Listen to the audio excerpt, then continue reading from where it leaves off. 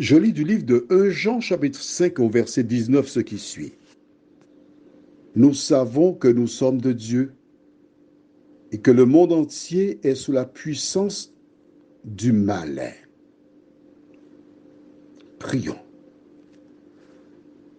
Seigneur, ces paroles sont révélatrices. Nous venons au terme de cette journée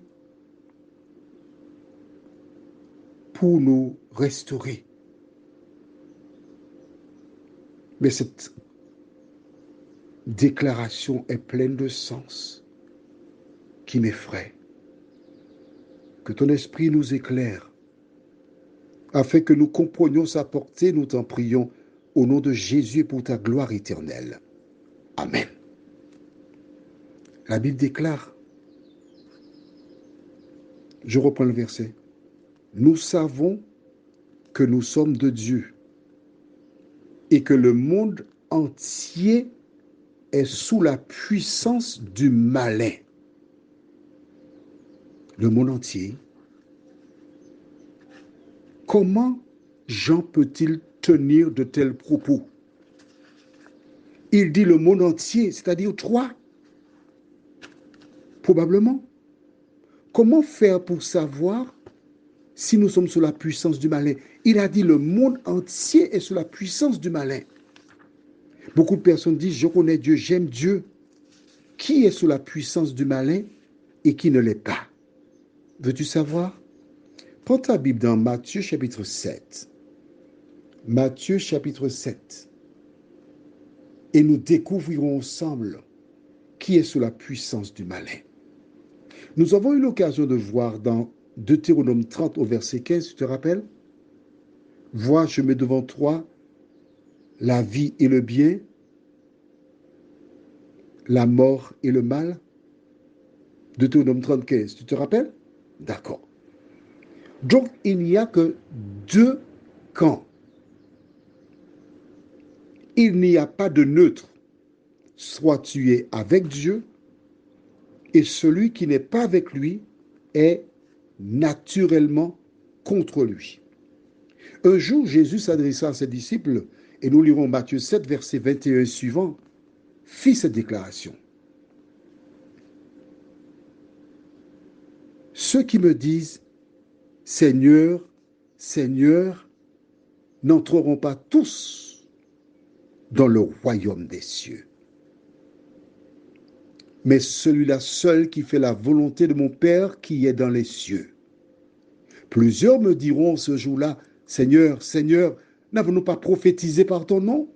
N'avons-nous pas chassé des démons par ton nom? Et n'avons-nous pas fait beaucoup de miracles par ton nom? Alors je leur dirai ouvertement, je ne vous ai jamais connu. Retirez-vous de moi, vous qui commettez l'iniquité. Des personnes qui parlent de Jésus, qui ont prophétisé au nom de Jésus, qui ont chassé des démons au nom de Jésus, et Jésus leur dira, je ne vous ai jamais connu. Retirez-vous de moi, vous qui commettez l'iniquité. Dans 1 Jean 5, verset 17, tu verras que la Bible déclare toute iniquité est un péché. Donc, en fait, quand il dit cela, il dit retirez-vous de moi, vous qui commettez le péché, ou encore retirez-vous de moi, vous qui transgressez la loi. Pourtant, ces personnes parlent de Jésus.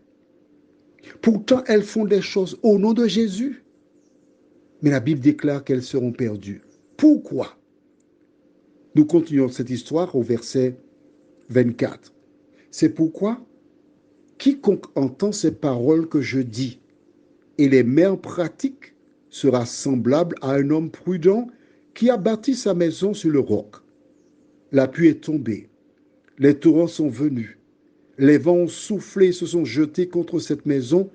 Elle n'est point tombée parce qu'elle était fondée sur le roc.